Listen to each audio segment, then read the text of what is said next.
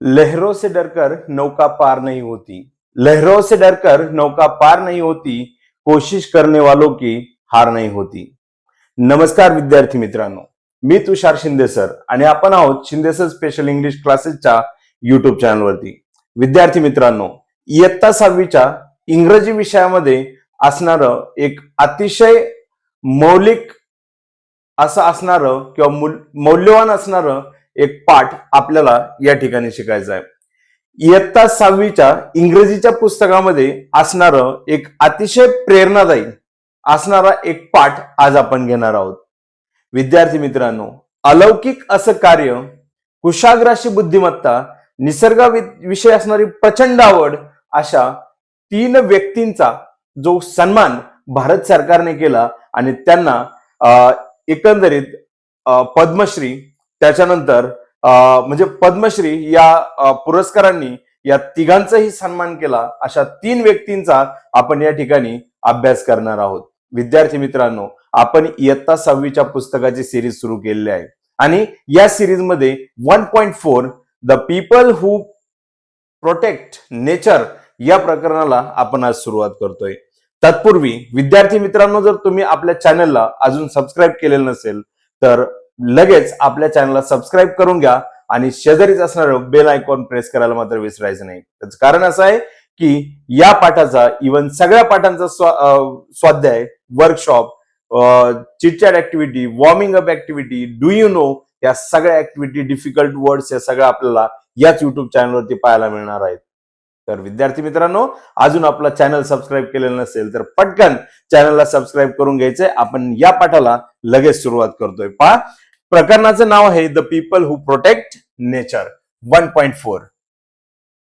1.4 the people who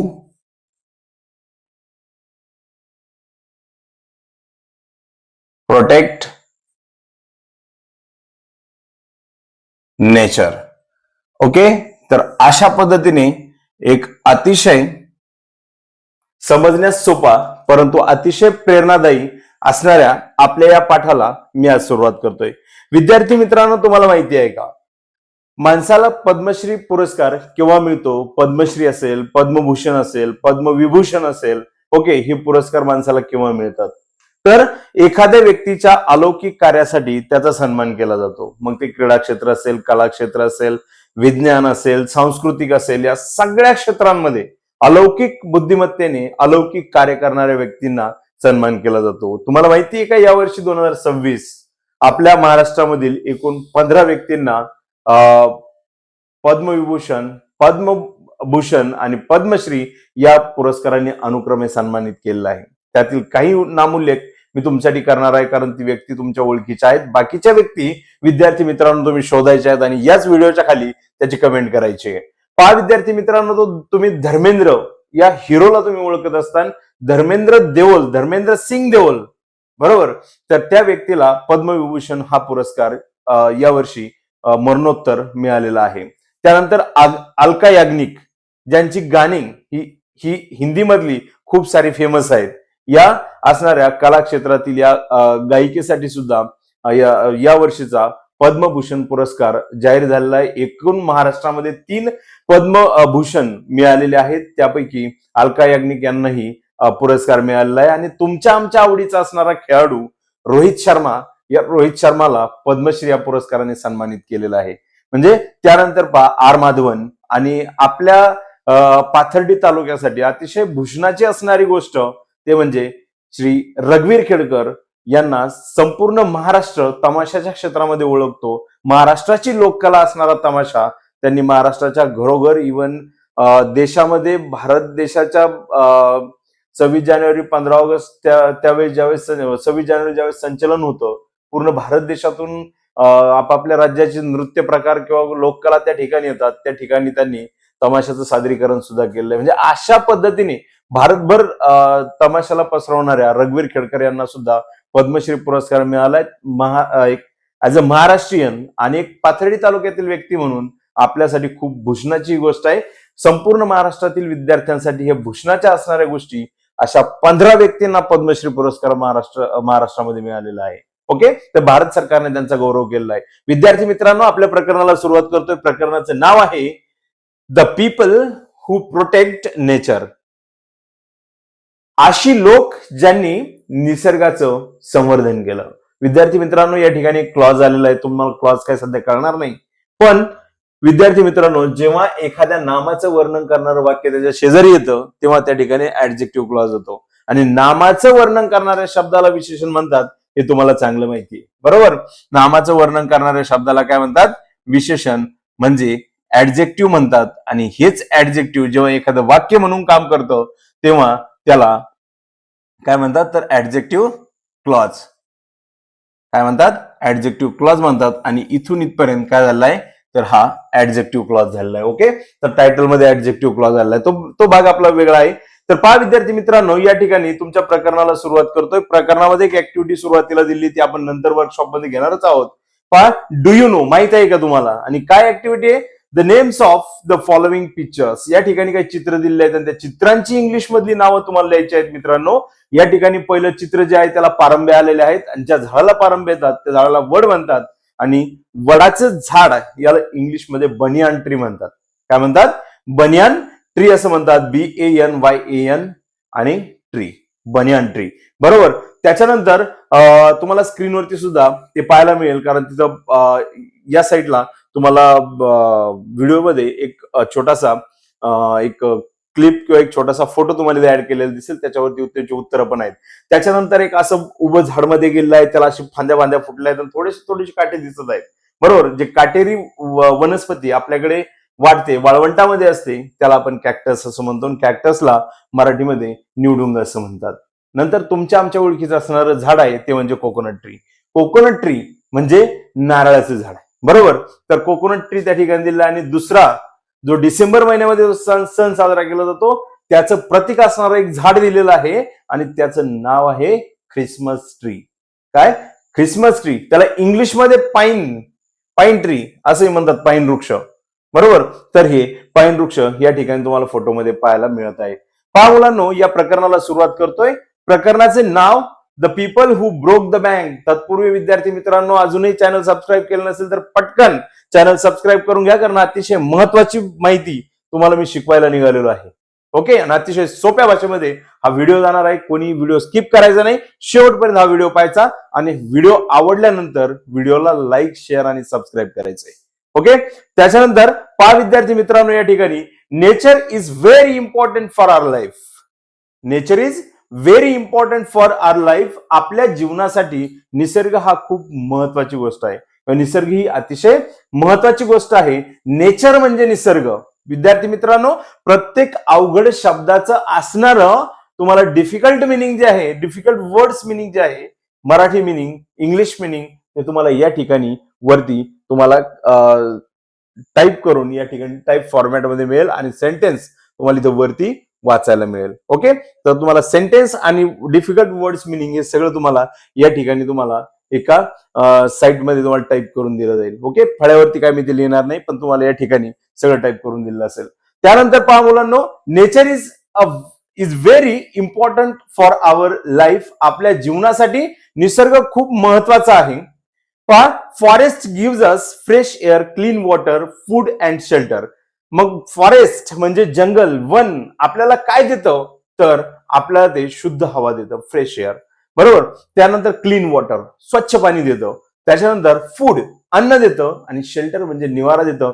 माणसाच्या अन्न, वस्त्र आणि निवारा या तीन ज्या मूलभूत गरजा आहेत, त्या तीनही गरजा निसर्गावरती अवलंबून आहेत. आणि त्याचं एक उत्कृष्ट उदाहरण या ठिकाणी आपल्याला त्यांनी दिलेलं आहे. सांगितलंय की माणसाचं जीवन हे जंगल संपत्तीवरती अवलंबून आहे. म्हणजे आज आपण म्हणू शकतो की आमचं जीवन जंगलावरती अवलंबून आहे, कारण आम्ही सिमेंटच्या जंगलामध्ये राहतो, म्हणजे सिमेंटच्या घरांमध्ये राहतो, बरोबर. शहरामध्ये सोयी सिमेंटची गरज पाहायला मिळतात, आपल्याला झाडं कुठं पाहायलाच मिळत नाही, बरोबर. मग आपण आपले पूर्वज कशावरती अवलंबून होते? तर निसर्गावरती अवलंबून होते. त्या झाडा झुडपांवरती अवलंबून होते. ज्या झाडा झुडपांमध्ये त्यांनी वस्ती केली त्याच्या साह्याने ते राहिले, त्याचं वर्णन करणारी सेंटेन्स होतं. Trees help us to breathe and live a healthy life. झाडे आपल्याला काय करतात? तर श्वास घेण्यासाठी, म्हणजे आपल्या जीवनाला किंवा आपल्याला श्वास घेण्यासाठी मदत करतात. त्यानंतर ते काय करतात? तर लिव्ह अ हेल्दी लाईफ, आपल्याला आरोग्यदायी जीवन, निरोगी जीवन, हेल्दी म्हणजे निरोगी, ब्रीथ म्हणजे श्वास घेणे, बरोबर, तर श्वास घेण्यासाठी मदत करतात. आणि त्याचबरोबर ते काय करतात, तर आपल्याला निरोगी राहण्यासाठी, आपलं जीवन निरोगी राहण्यासाठी मदत करतात.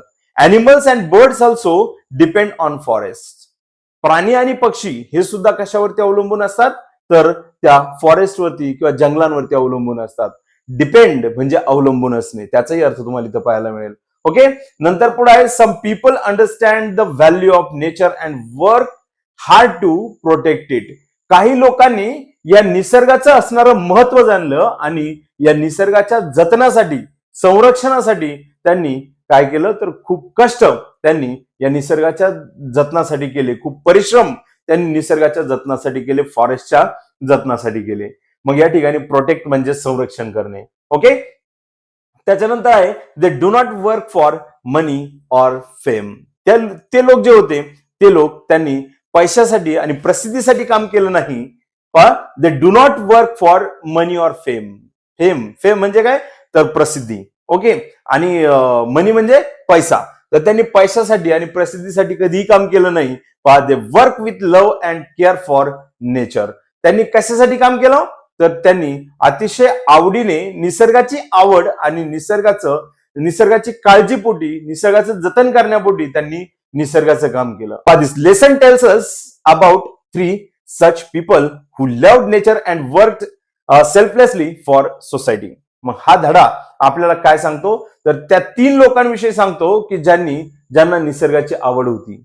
म्हणजे सच पीपल हु लव्ड नेचर, त्यांना निसर्गाची आवड होती, निसर्गाविषयी प्रेम होतं, and worked selflessly for society, आणि निस्वार्थपणे या लोकांनी समाजासाठी काम केलं. निसर्गाचं काम केलं तर ते समाजाला आपोआप डेडिकेट होणार आहे, त्यांना वाहून घेतलं जाणार आहे, किंवा ते समर्पण त्याचं समाजासाठीच होणार आहे, बरोबर. तर या लोकांनी निसर्गाचं काम केलं, फॉरेस्टचं काम केलं. त्याच्यामध्ये पहिली व्यक्ती आपण या ठिकाणी अभ्यासणार आहोत. त्या व्यक्तीचा फोटो तुम्हाला इथं पाहायला मिळेल. तो फोटो आहे तुलसी गौडा या व्यक्तीचा, या मातेचा, जिला वनदेवता असं म्हटलेलं आहे. काय म्हटलं आहे, वनदेवता म्हटलं. आणि वनदेवता का, तर त्याचंही कारण तुम्हाला पुढे समजून जाईल मित्रांनो. Tulsi Gowda is called Vanadevata which means tree goddess. Tulsi Gowda यांना काय म्हटलं जातं, तर यांना वनदेवता असं म्हटलं जातं. म्हणजे काय, ट्री गॉडेस म्हणजे झाडांची देवता. काय, झाडांची देवता असं म्हटलं जातं. आणि मग she was born in a Halakki tribal family in Karnataka मध्ये असणाऱ्या हलाकी नावाच्या एका आदिवासी कुटुंबामध्ये त्यांचा जन्म झाला होता. म्हणजे शी बिलॉंग टू ट्रायबल फॅमिली, बरोबर. त्या कुठून होत्या, तर एका आदिवासी जमातीमधून होत्या, त्या एका आदिवासी कुटुंबामधून होत्या, बरोबर. मग आदिवासी कुटुंबाचं जीवन कसं आहे आपण कल्पना करू शकतो. डोंगरात राहायचंय, त्यांचा शहराशी खूप संबंध येत नाही, बरोबर. आणि मग या व्यक्तींचा शिक्षणाशी संबंध येत नाही, आणि तरी सुद्धा या व्यक्तीने अलौकिक कार्य कसं केलं असेल, कल्पना करा तुम्ही कसं कार्य केलं असेल, बरोबर. की ज्या व्यक्तीने आपलं जीवन पूर्णतः निसर्गासाठी वाहून घेतलं आणि लोकांना खूप मोठा मौलिक असा सल्ला, मौलिक असा आदर्श त्यांनी घालून दिलेला आहे. मग जी वनमाता आहे, त्या वनमातेने काय केलं, तर she did not go to school and could not read or write. ती व्यक्ती म्हणजे तुलसी गौडा या शाळेमध्ये गेलेल्या नव्हत्या, त्यांना वाचता लिहिता येत नव्हतं. However she learn many things by living close to the forest. आणि मग परंतु जरी त्या शाळेत गेलेल्या नसतील तरी सुद्धा, परंतु त्यांनी हे शिक्षण कुठून मिळालं, तर she learn many things by living close to the forest. निसर्गाच्या जवळ, वनांच्या जवळ, जंगलांच्या जवळ राहून त्यांना सगळं काही शिकायला मिळालं. म्हणजे त्यांना कोणी शिकवलं, तर निसर्गाने शिकवलं. कोणी शिकवलं, निसर्गाने. आणि निसर्गाने शिकवलेल्या या व्यक्तीने जगाला काय शिकवलं तेही आपल्याला इथे पाहायला मिळतंय. पहा मुलांनो, काय, तर she had deep knowledge of trees. Deep knowledge, सखोल ज्ञान. त्यांना झाडांविषयी सखोल ज्ञान होतं. प्लांट्स अँड हर्ब्स, त्यांना झाडांविषयी, वनस्पतींविषयी, वृक्षांविषयी आणि तिथं असणाऱ्या औषधी वनस्पतींविषयी त्यांना सखोल असं ज्ञान होतं. हर्ब्स म्हणजे plants whose leaves seeds are used in medicine. अशी झाडं ज्यांची पानं, ज्यांच्या बिया काय होतात, तर औषधामध्ये वापरले जातात. आता असं एकही झाड नाही की त्या झाडाचा एकही भाग असा नाही की त्याचा औषधी गुणधर्म नाही. आपल्या भारतीय आयुर्वेदामध्ये असं सांगितलेलं आहे की झाडाचा एकही भाग म्हणजे पान, फूल, फळ, मुळी, खोडाची साल कोणताही घटक असू द्या, त्याचा औषधी गुणधर्म नाही असं एकही भाग झाडामध्ये नाही. बरोबर, म्हणजे झाडाचा प्रत्येक भाग औषधी गुणधर्म आहे असं आयुर्वेदामध्ये सांगितलेलं आहे. तर ती आयुर्वेद ही जगामध्ये एक नंबरचं असणारं आयुर्वेद आहे. ओके, आणि थोडक्यात ते महत्व या ठिकाणी अधोरेखित होतंय. मग पहा, she had deep knowledge of trees, plants and herbs. Environmentalists called her the encyclopedia of the forest because of her great knowledge. त्यांच्या या अलौकिक अशा ज्ञानासाठी किंवा खूप मोठ्या बुद्धिमत्तेसाठी, या झाडांविषयी असणाऱ्या ज्ञानासाठी जे काही एन्व्हायरमेंटलिस्ट आहेत, म्हणजे पर्यावरण तज्ञ. एन्व्हायरमेंटलिस्ट म्हणजे काय? पर्यावरण तज्ञ. हे पर्यावरण तज्ञ त्यांना काय म्हणतात? तर encyclopaedia of the forest. Encyclopaedia of the forest. आता एन्सायक्लोपीडिया काय ते तुम्हाला सांगतो. विद्यार्थी मित्रांनो, एन्सायक्लोपीडिया हे असं एक आपण त्याला पुस्तक आहे की ज्याच्यामध्ये जगातलं सगळं ज्ञान पाहायला मिळतं. काय मिळतं? जगामध्ये सगळं असणारं ज्ञान त्या एन्सायक्लोपीडियामध्ये पाहायला मिळतं. आणि एन्सायक्लोपीडियामध्ये तुम्ही कोणताही घटक शोधा, तुम्हाला कोणत्याही घटकाची माहिती त्याच्यामध्ये मिळते. म्हणजे या व्यक्तीला निसर्गाच्या सगळ्या गोष्टी, फॉरेस्ट मधल्या सगळ्या गोष्टी माहिती आहेत, म्हणून हे पर्यावरण तज्ञ त्यांना काय म्हणतात?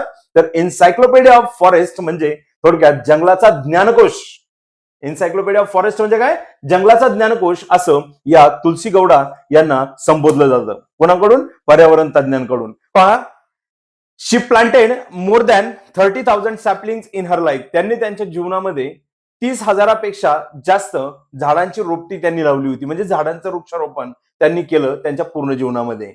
शी worked with the forest department. त्यांनी फॉरेस्ट डिपार्टमेंट बरोबर काम केलं. अँड टूक केअर ऑफ प्लांट नर्सरीज. आणि ज्या काही झाडांच्या असणाऱ्या रोपवाटिका होत्या, त्या रोपवाटिकांची काळजी घेण्याचं काम देखील त्यांनी त्यांच्या जीवनामध्ये केलं होतं. शी कुड identify many type of trees and know the mother trees of each species.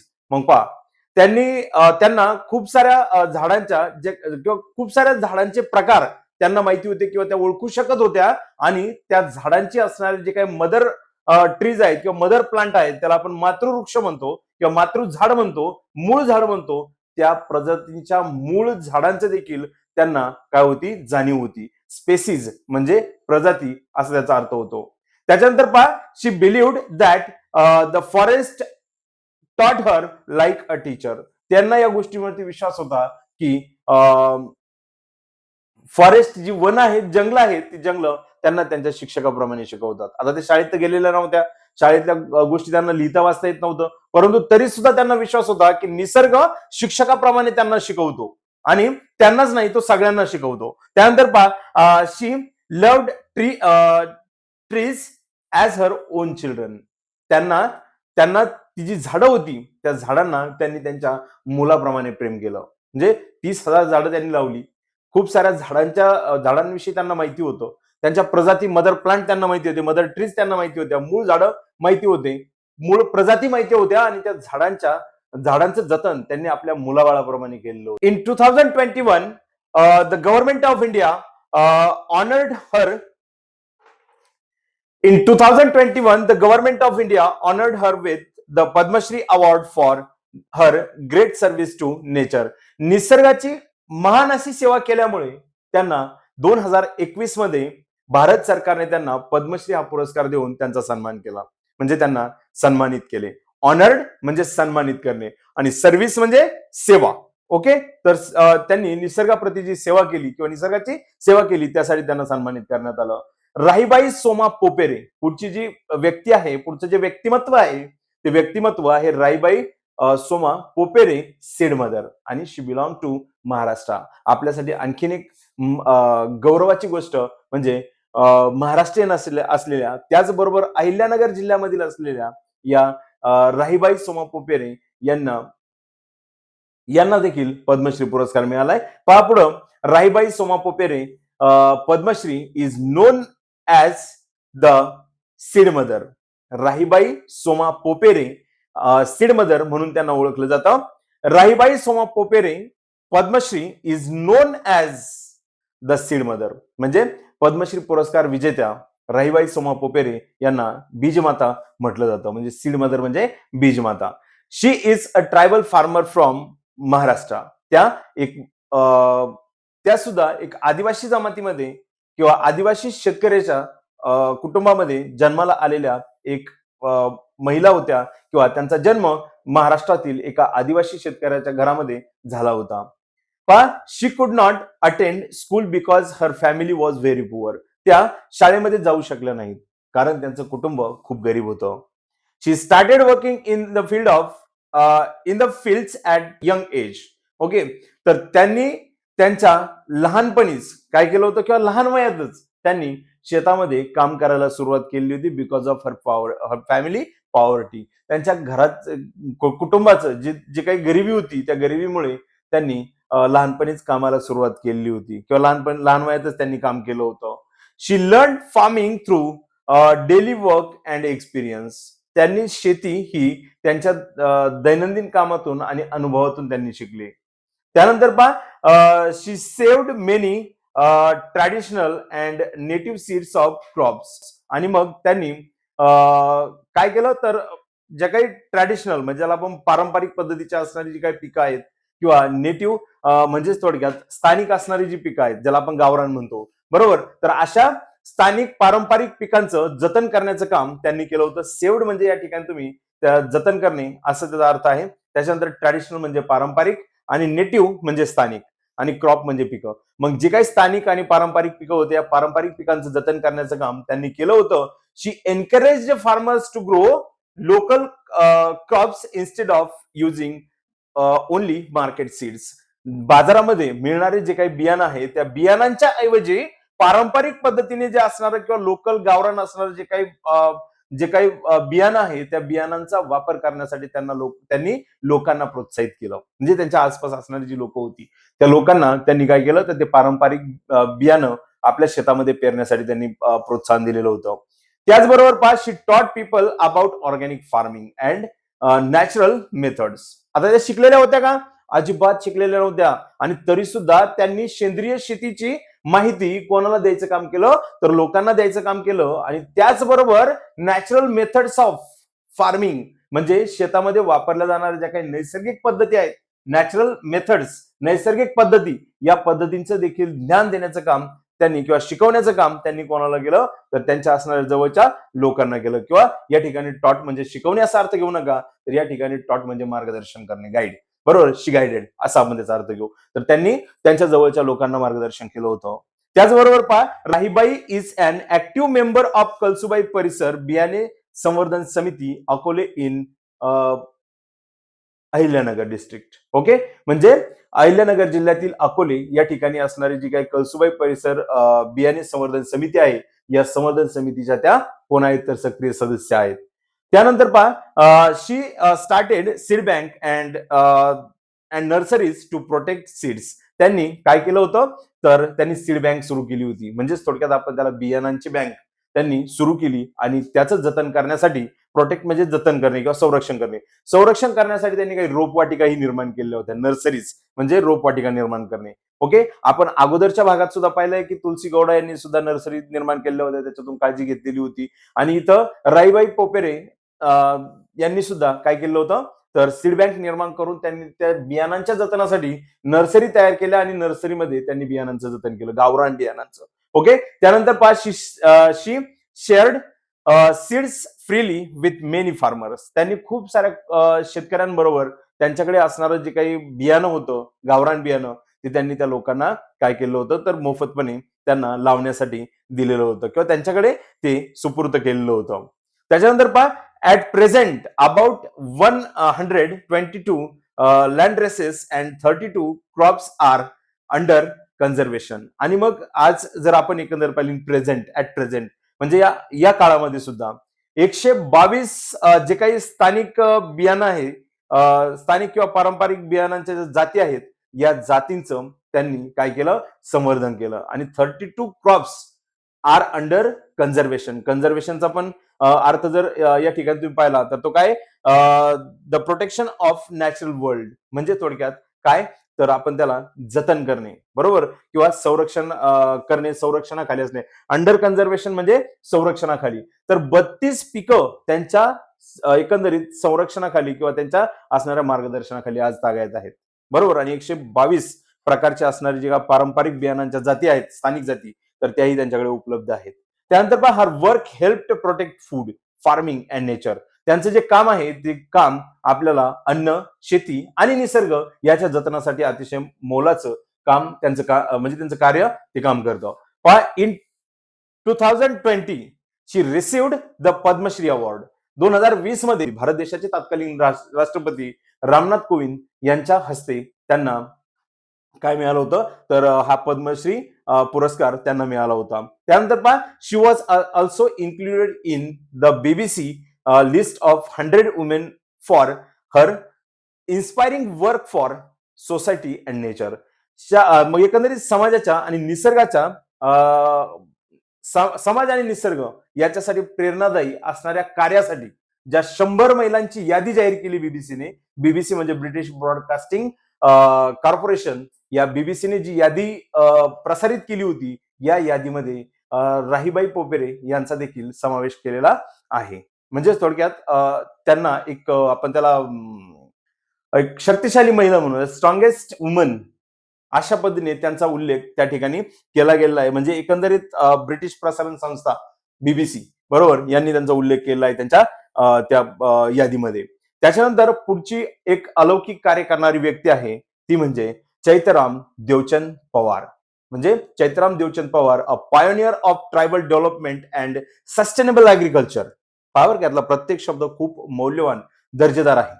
A pioneer, pioneer म्हणजे अग्रणी अग्रेसर असणे बरोबर. त्याच्यानंतर ट्रायबल म्हणजे आदिवासी, डेव्हलपमेंट म्हणजे विकास, आणि त्याच्यानंतर सस्टेनेबल म्हणजे शाश्वत. सस्टेनेबल म्हणजे काय? शाश्वत. ऍग्रिकल्चर म्हणजे शेती. म्हणजेच थोडक्यात चैतराम देवचंद पवार यांना काय केलं आहे, तर एक आदिवासी विकास आणि शाश्वत शेती याच्यासाठी अग्रणी असणारं किंवा अग्रभागी असणारं व्यक्तिमत्व म्हणून या चैतराम पवार यांना ओळखलं जातं, आणि त्याच्यासाठी त्यांचा गौरव हा पद्मश्री पुरस्कार देऊन केला आहे. पुढची सेंटेन्स आहे पहा, Chaitram Pawar Padmashri is a tribal social and environmental leader with over 30 years of experience. Pawar का सॉरी चैतराम पवार यांना 30 वर्षाचा अनुभव आहे. कशासाठी? तर पहा tribal social and environmental leadership. म्हणजेच त्यांना एकंदरीत आदिवासी समाज आणि पर्यावरणाशी संबंधित असणाऱ्या कामाच्या नेतृत्वाचा त्यांना 30 वर्षाचा अनुभव आहे, आणि म्हणून त्याच्यासाठी त्यांना या पुरस्काराने सन्मानित केलं. आता कार्य कसं आहे ते आपल्याला या ठिकाणी पाहायचं आहे. He has led conservation, sustainable farming and community development work in more than 100 villages across Maharashtra and Gujarat. He had led conservation. Conservation याचा अर्थ होतो की संरक्षण करणे. आता कन्झर्वेशन म्हणजे कशाचं असतं, तर पर्यावरणाचं असतं, पर्यावरण संरक्षण. त्याच्यानंतर सस्टेनेबल फार्मिंग शाश्वत शेती, आणि कम्युनिटी डेव्हलपमेंट म्हणजे समाज विकास बरोबर. या 3 क्षेत्रामध्ये महाराष्ट्र आणि गुजरात या राज्यांमध्ये त्यांनी 100 पेक्षाही जास्त गावामध्ये काम केलेलं आहे. त्यानंतर पहा he has begun with cultivation of 5,000 trees with his own contribution. Own contribution याचा अर्थ होतो की वैयक्तिक योगदान. ओके, त्यांच्या वैयक्तिक योगदानामधून त्यांनी 5,000 झाडांची लागवड त्यांनी त्यांच्या वैयक्तिक योगदानामधून केलेली आहे. कल्टिवेशन याचा अर्थ या ठिकाणी दिलेला आहे तो म्हणजे the preparation and the use of local for growing crops, land for growing crops. आणि मग आता या ठिकाणी जर तुम्ही पाहिलं तर एकंदरीत कल्टिवेशन म्हणजे त्या ठिकाणी त्याचा अर्थ त्यांनी असा घेतलेला आहे की लोकल क्रॉप्स म्हणजे त्याला आपण गावरान पीक म्हणू, तर त्यांनी 5,000 झाडं लावून म्हणजे 5,000 गावरान झाडांची लागवड त्यांनी केलेली असं त्याचा अर्थ होतो. पहा as an expert member of the forest advisory committee 2015 साली असणाऱ्या जी काही फॉरेस्ट ऍडवायझरी कमिटी आहे म्हणजे वन सल्लागार समिती आहे, या वन सल्लागार समितीचे ते तज्ञ सल्लागार होते किंवा तज्ञ सदस्य होते बरोबर.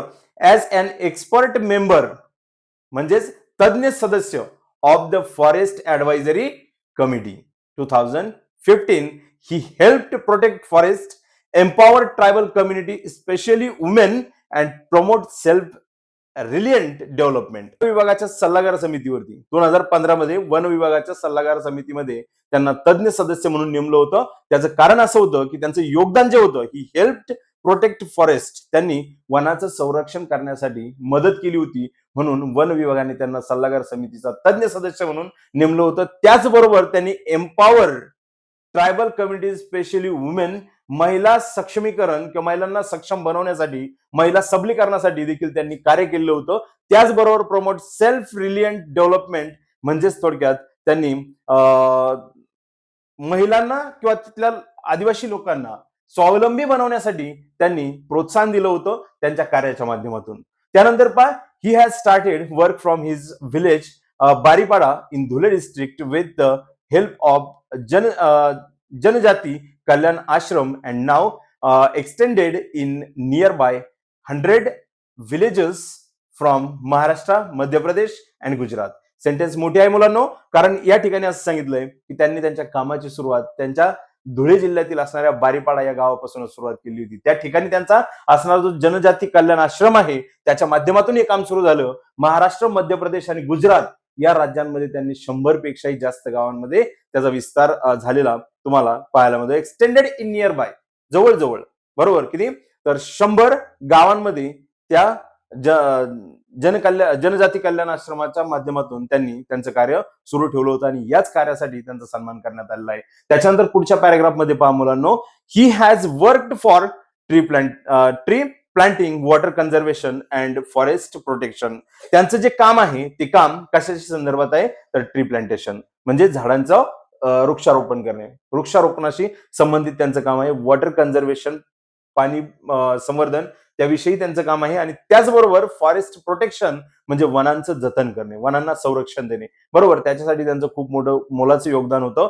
ही helped many villages by building check dams and trenches to store rain water. आणि मग पावसाच्या पाण्याचं जतन करण्यासाठी किंवा ते पाणी भरून ठेवण्यासाठी त्यांनी जे काही छोटे छोटे बंधारे होते ते आणि चर याच्या माध्यमातून त्यांनी गावांना मदत करण्याचं काम केलं. म्हणजे ते खाण्यासाठी प्रोत्साहित करणे, बरोबर, छोटे छोटे बंधारे बांधणे. त्याच्यानंतर म्हणजे ज्या ठिकाणी आपण पाणी वाहून जातं त्या ठिकाणी छोटे छोटे चर खाणे, पाण्याचं जतन करणे. याने काय होतं तर पाण्याच्या पातळीमध्ये वाढ होते. पुढची सेंटेन्स त्याचीच आहे पहा.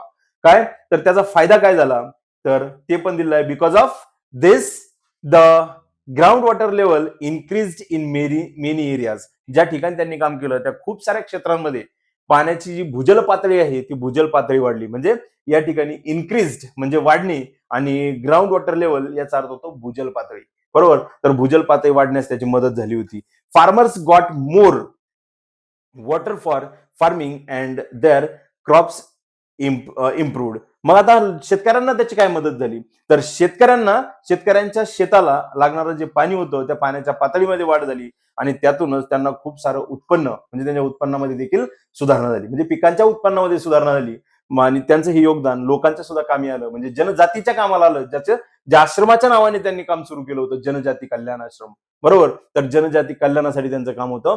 त्याच्यानंतर पहा, his work also helped birds and animals to get safe homes. आणि प्राण्यांना आणि पक्ष्यांना त्यांची सुरक्षित घरटे मिळण्यासाठी देखील त्याचा उपयोग झाला. Many forest were saved because of his efforts. त्यांच्या प्रयत्नातून खूप साऱ्या जंगलांचं रक्षण झालं किंवा खूप साऱ्या जंगलांचं रक्षण त्यांच्या कामामधून झालं होतं. इन 2025 मध्ये ही received the Padmashri award for his valuable work for society and nature. समाज आणि निसर्ग याच्या बाबतीमध्ये मोलाचं योगदान दिल्यामुळं, मोलाचं कार्य केल्यामुळं भारत सरकारने त्यांना पद्मश्री पुरस्कार देऊन सन्मानित केलं. आणि तो पुरस्कार त्यांना तत्काल म्हणजे थोडक्यात आपल्या आत्ताच्या असणाऱ्या राष्ट्रपती द्रौपदी मुर्मू यांच्या हस्ते त्यांना काय मिळाला तर पद्मश्री हा पुरस्कार मिळाला. ओके, तर मग मुलांनो अशा पद्धतीने the people who protect nature, निसर्गाचं संवर्धन करणारी लोक, त्यांच्याविषयी असणारे प्रकरण या ठिकाणी आपलं संपलेलं आहे. विद्यार्थी मित्रांनो, हे प्रकरण तुम्हाला कसं वाटलं कमेंटच्या माध्यमातून सांगायचं. आणि जर हा व्हिडिओ तुम्हाला आवडला असेल तर व्हिडिओला लाईक करायला विसरायचं नाही आणि हा व्हिडिओ तुमच्या मित्रांना शेअर करा, ज्या मित्रांना हे प्रकरण व्यवस्थित समजून घ्यायचं आहे आणि त्यांना एक्स्ट्राचं नॉलेज मिळवायचं आहे. त्या सर्व मित्रांना तुम्ही हा व्हिडिओ शेअर करायचा आहे. आणि ज्या विद्यार्थी मित्रांनी अजून आपल्या चॅनलला सबस्क्राईब केलेलं नाही त्या विद्यार्थी मित्रांनी पटकन आपल्या चॅनलला सबस्क्राईब करायचं, कारण याचा जो स्वाध्याय आहे तो स्वाध्याय लगेच तुम्हाला उद्याच्या व्हिडिओमध्ये तुम्हाला तुमच्या चॅनलवरती मिळून जाईल. ओके, या ठिकाणी थांबतोय आपण. धन्यवाद सगळ्यांचे. थँक्यू.